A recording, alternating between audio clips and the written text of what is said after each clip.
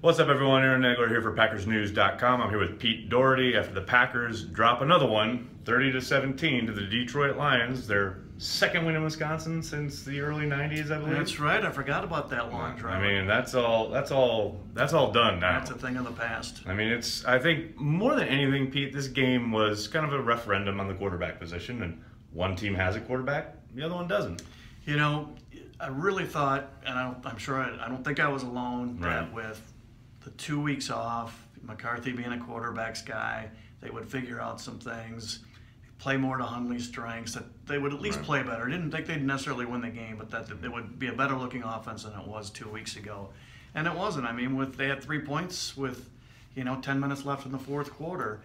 And, there's, this is what I wrote tonight. There's no cavalry coming. The trade deadline is passed. They can't trade for anybody.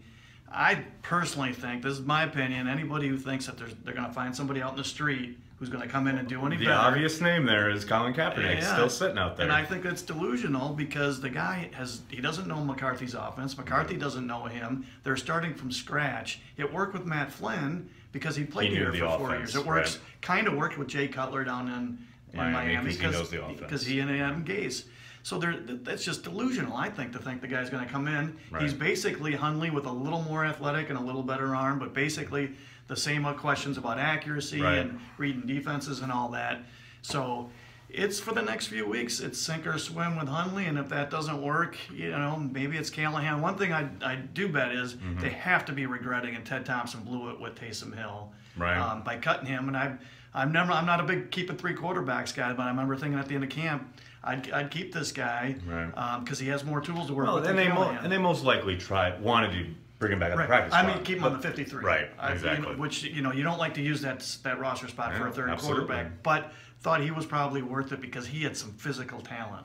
Yeah, he made some plays. There's no doubt about that. May not, if he's here and he's starting in 3 weeks, things could be just as bad or worse than they were than what we saw. Speaking of just as bad or worse, let's flip over to the defensive side of the ball. I mean, another week, another quarterback comes in here and just basically lays waste to Dom Capers in his scheme. Third down, 8 for 13, I think it was. What do you make of that? What was going on there? I mean, they had their way pretty much. And the thing was, again, as I said at the top of the video, it's a referendum on the quarterback spot, mostly because it's all well and good that, I remember all camp we heard we want contested catches and we want guys in position to contest the catch. We saw a number of those tonight. But when you have a quarterback who can fit it in and put it places where only his guy can get it, there were a number of routes. One that keeps jumping up in my mind is the 7 route that he threw to Ebron. Martinez is in trail coverage, and he's actually in pretty good position. But Stafford just throws a perfect ball. And it was that again and again and again. And at some point, Capers is so hamstrung because he can't get there with 4 guys. He's got a blitz, but he can't hold up on the back end. It's kind of baffling to me. That's last year all over again. It really is. And the whole kind of, rallying cry last year was, well, they need players. Well, they went and got Kevin King. He's playing pretty well. Kenny Clark has jumped up, played pretty well. They got Mike Daniels, they got Clay Matthews, they paid Nick Perry a ton of money to not get anywhere near a quarterback. Tonight he was going up against 3rd-string tackles and couldn't get a sniff. Josh Jones played the entire game, another rookie.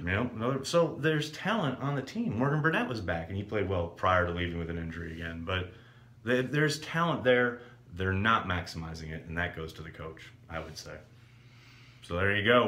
Could be a rough couple months here. Yeah, I tell you what. All I know is, Pete, for the first time in a while, we may just be able to do something else in January rather than travel to football games. 2008 is the last time these guys didn't make the playoffs. It has been a long time. Now there's a whole half a season to play out. Anything can happen. You got to let it play out. But things right now pretty dark around the Green Bay Packers, at least for the next few weeks. So we'll see what transpires. Make sure you're sticking at PackersNews.com for all the latest. For Pete, I'm Aaron. We'll talk to you soon.